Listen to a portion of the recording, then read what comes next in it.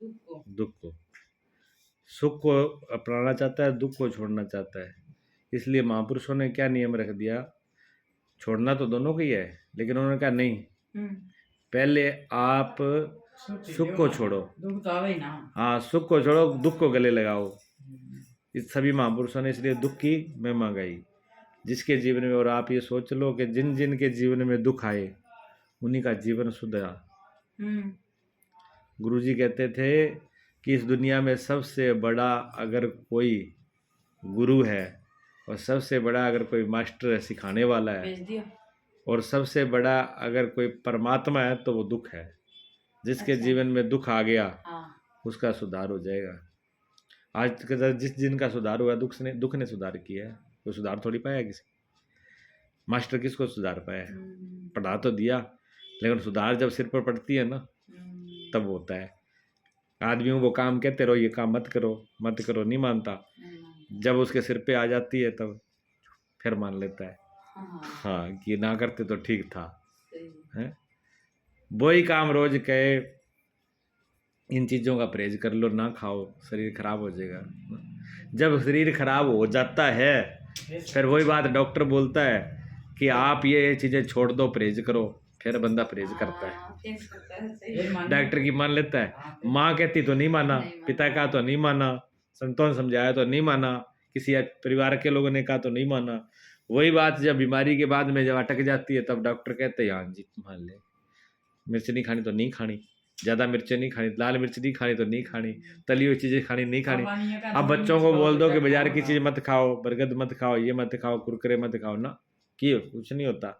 अभी तो कुछ नहीं होता भाई। आज घर के अंदर आपने देखा, घर में पैप लगाई पानी के लिए, पानी निकासी के लिए घर में हमने पैप बना दी, नाली बना दी। आज पहले दिन बनाई है, नई पैप है, पैप आज उसमें हमने पानी निकाला, पानी कहीं नहीं अटकेगा, पैप साफ है।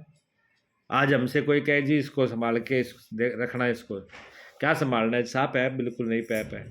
लेकिन आप उसमें 10 दिन 1 महीना पानी चलाने के बाद में फिर उस पैप में देखना कि जमाव आया कि नहीं आया।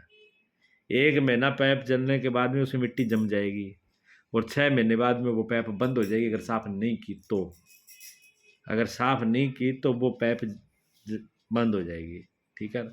इसी प्रकार ये शरीर है, नया शरीर है, तब तक इसमें कुछ भी डालते रहो सब कुछ सही है। अगर इसकी ख्याल नहीं दिया, इसको साफ नहीं रखा, सफाई नहीं करी तो सारी अटैक क्या है, नाड़ियाँ ब्लॉकित हुई हैं। और क्या हुई है ब्लॉकेज? मैंने क्या, ब्रीक नाड़ियाँ हैं, ब्रीक नाड़ियों में खून गाढ़ा हो जाता है, उसी को तो कैस्ट्रोल बोलते हैं। और क्या है, और कुछ थोड़ी चीज़ ना। किससे हुआ है हमने कभी गौर ही नहीं किया किससे हुआ है। लोग सोचते हैं घी से होता है।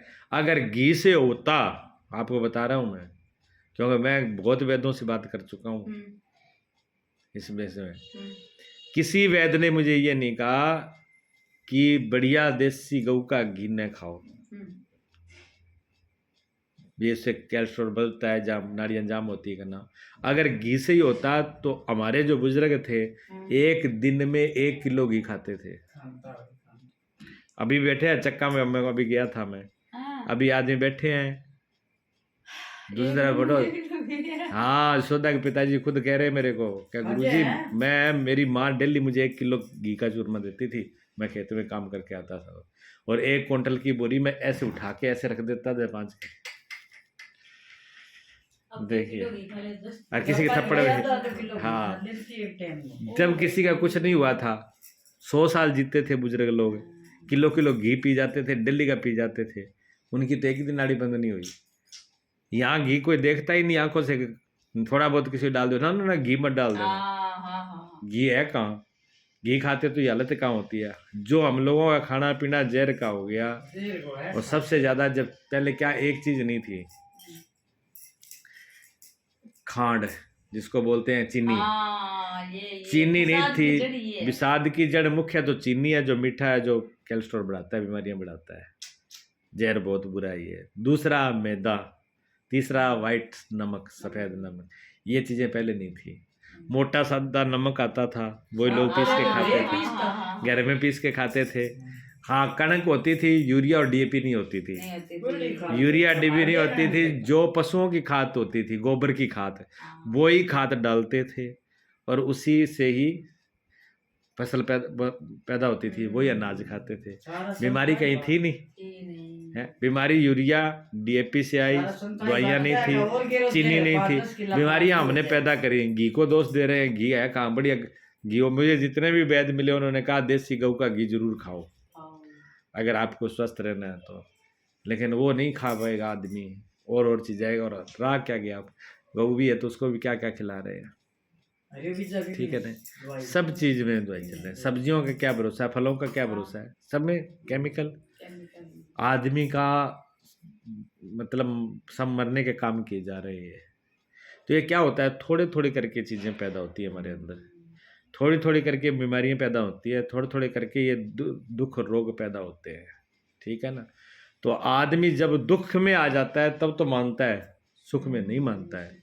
महापुरुषों ने कहा सुख के माथे सिल पड़े, कबीर साहब पत्थर मारो सुख को, पहले सुख को विदा करो, दुख को गले से लगाओ। बलिहारी व दुख को जो पल पल नाम जपाए। जो आदमी दुख को गले लगा लेता है, जिस महापुरुषों ने परिश्रम किया, मेहनत की, बड़े बड़े समाज के अंदर कितने कितनी उन्होंने दुख झेले, उन लोगों के नाम लिखे गए हैं। कबीर साहब ने क्या कम झेले, गुरु नानक देव जी क्या कम, कितने दुनिया में। गुरु गोविंद सिंह जी देख लो, 4 साहिदा 4, जिस बाप के जिस माँ के 4 ही बेटे और चारों को सूली चढ़ा दिया गया हो, उस माँ की छाती पे हाथ रख के देखो, 4 बेटों में से एक बेटा चला जाए, उस माँ को दर्द होता है कि नहीं होता, होता है ना। और जिसके चारों ही उनकी आंखों के सामने सूली चढ़ा दिए जाए, उनको कितना दर्द होता होगा। कहना तो सुख है ना।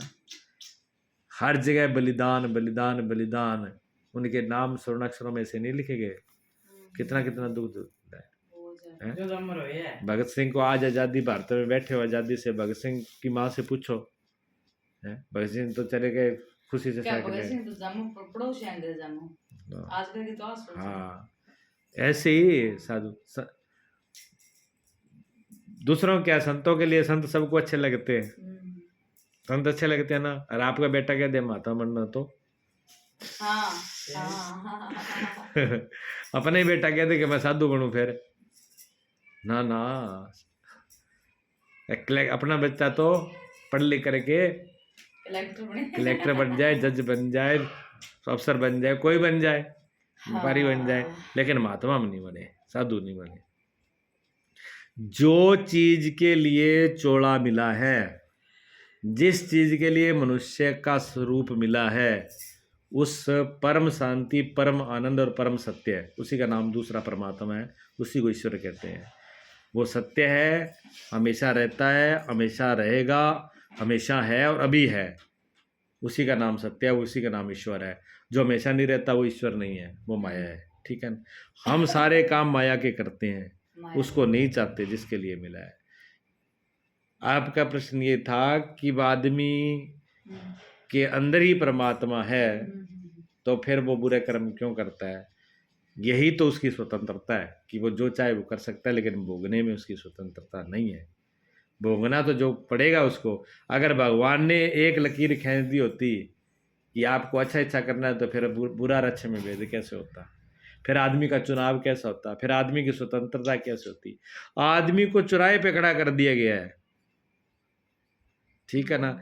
84 लाख योनियों के चौराहे पे ये खड़ा हुआ है, और भगवान ने इसको इतनी बड़ी आज़ादी दे दी कि तुम जहाँ चाहो जा सकते हो, ठीक।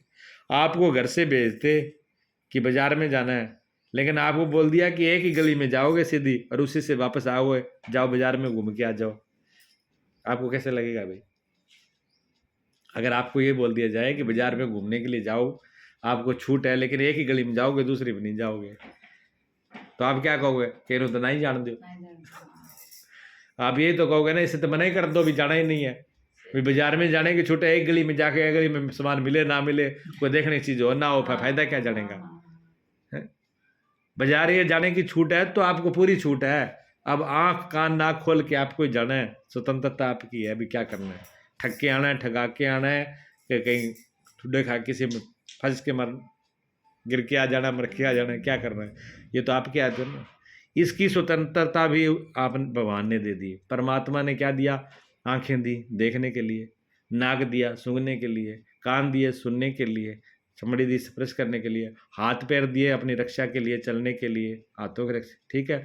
दिल भी दिया निर्णय, और दिमाग भी दिया कि अच्छे और बुरे का निर्णय कर लेना, विचार भी दिया। जब सारी चीज आपको भगवान ने दे दी और फिर भी आप धोखा खाओ तो देख रहे हैं हमारे सामने कि मिट्टी है कि फल है, और सामने गोबर है कि फ्रूट रखा है, और गोबर हम खा लें, जहर हम पी लें मिठाई और अमृत के सामने, तो ये हमारी अकल की कमी है, परमात्मा की थोड़ी है ना। परमात्मा ने सब कुछ दे के दे दिया, भेज दिया, निर्णय आपको करना है। ये इंसान को ही निर्णय करना होता है, और जिन्होंने जो निर्णय किया भगवान वैसे कहते हैं उस वैसा तुम फल भोगोगे, उसमें स्वतंत्रता नहीं है। तो जिन लोगों ने इस धरती पे आके अच्छे किए वो अपना जीवन सुधार गए और परलोक भी सुधार गए, मस्त रहे। जिन्होंने आके इस जीवन का निर्णय खराब लिया, बुरे रास्तों को चुना, बुराई को चुना, उन्होंने यहाँ भी बिगाड़ा और आगे का भी बिगाड़ा, सब जगह बिगाड़ा, ठीक है ना। और दूसरी बात है जो कहते हैं कि परमात्मा आप घट में ही है, भगवान है, घट में ही ध्यान करो, यानी अपने अंदर ही ध्यान करो, परमात्मा आपके अंदर ही है, ऐसा बोलते हैं ना। तो हम क्या करते हैं, हम क्या ये बात समझ थोड़ी लेंगे। कबीर साहब ने कह दिया, महापुरुषों ने कह दिया, गुरुओं ने कह दिया, संतों ने कह दिया, वेदों ने, शास्त्रों ने, सब ने वाणी में कह दिया, सब ने कह दिया, सब अंदर ही है, घट में ही है, ठीक। अब हम क्या करते हैं, हम बंद करते हैं आंखें, आंख बंद करके हम ढूंढते हैं अंदर। अब ढूंढेंगे तो क्या ढूंढेंगे, जहाँ तो जैसे घट में ने घड़ा, ये घड़ा है, अब घट है, घड़ा है, घड़े को बोला कि तेरे अंदर ही जिसको तू खोज रहा है वो तू ही है। घड़े को बोल दिया जिसको तू खोजने जा रहा है वो तू ही है, ठीक है। अब घड़े ने क्या किया, घड़े ने ध्यान लगाना शुरू किया, तो घड़े ने क्या देखा कि मेरे अंदर तो पानी है, जब मेरे अंदर तो सामान भरा है, जब मेरे अंदर आकाश है, मैं तो खाली हूँ, ठीक है ना। घड़ा ये तो देखेगा, और वही हम देखते हैं। हम आंखें बंद करके जहाँ तो अंधेरा देखते हैं, जहाँ कूड़ा कबाड़ देखते हैं, सांप बिच्छू वो आ गया, वो आ गया, पता नहीं कहाँ कहाँ के विचार आ जाते हैं, ठीक है ना कबाड़, वो तो कबाड़ है, जहाँ अंधेरा है, जहाँ फिर कुछ नहीं, खाली है यहाँ पर, ठीक है। तीन ही चीज देखते हो, चौथी चीज तो आपको पता ही नहीं है। सही। तो आपने क्या देखा, आपने घट को तो देखा ही नहीं है, आपने घट के अंदर किसी दूसरे विषय को देखा है। मेरी बात समझ में आ रही है? बिल्कुल आ रही ना। घड़े ने दूसरे विषय को देखा, अपने आप को नहीं देखा। बोला क्या गया था कि तू ही है। घड़े को बोला गया कि तू ही है, तेरे अंदर ही है, घट के अंदर ही है, घट के अंदर में तेरे अंदर ही है जो कुछ है।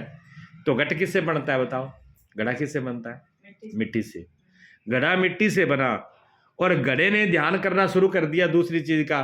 क्या उसने ख्याल किया कि मैं जिस मिट्टी को खोज रहा हूँ मिट्टी से तो बना हूं?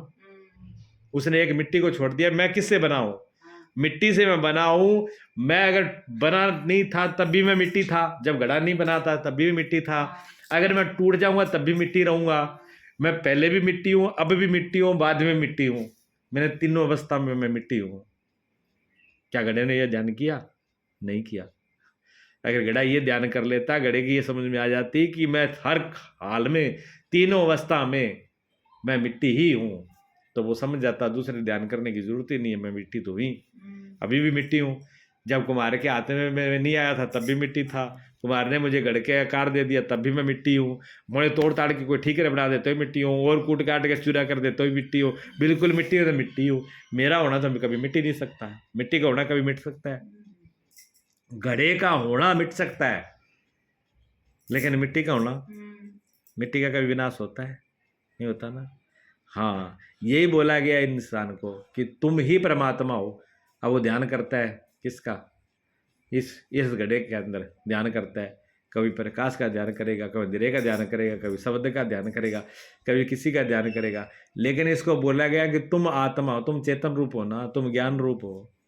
जो चेतन रूप है, ज्ञान रूप है, आत्मा रूप है, आत्म, आ को अलग कर दो, पीछे तम आता है। तम का मतलब क्या होता है? अंधेरा। आ जहाँ अंधेरा नहीं है, ए का मतलब ना होता है, ए का मतलब ना हो गया, ठीक है। जहाँ अंधेरा नहीं है सिर्फ प्रकाश ही है, वो तुम हो। प्रकाश कैसे हो? आप कहोगे अभी तो मुझे सब कुछ समझ में आ रहा है। प्रकाश मैंने ये प्रकाश नहीं सूर्य चांद वाला प्रकाश, मैंने जैसे मैंने कोई चीज हाथ रख पुस्तक दिखा दी आपको, पुस्तक दिखा दी, आप पढ़े लिखे हो तो आपको तो अक्षर दिखेंगे, और जो अनपढ़ हो तो अनपढ़ के सामने अगर किताब रख दी तो उसके अंधेरा है कि नहीं है? क्या अनपढ़ पढ़ लेगा किताब को? तो अंधेरा है ना। तो ज्ञान को ही प्रकाश बोला है ना, ज्ञान को ही प्रकाश हुआ। तो आपको ज्ञान हो रहा है, अभी भी ज्ञान मैं बोल रहा हूँ, ये ज्ञान हो रहा है ना।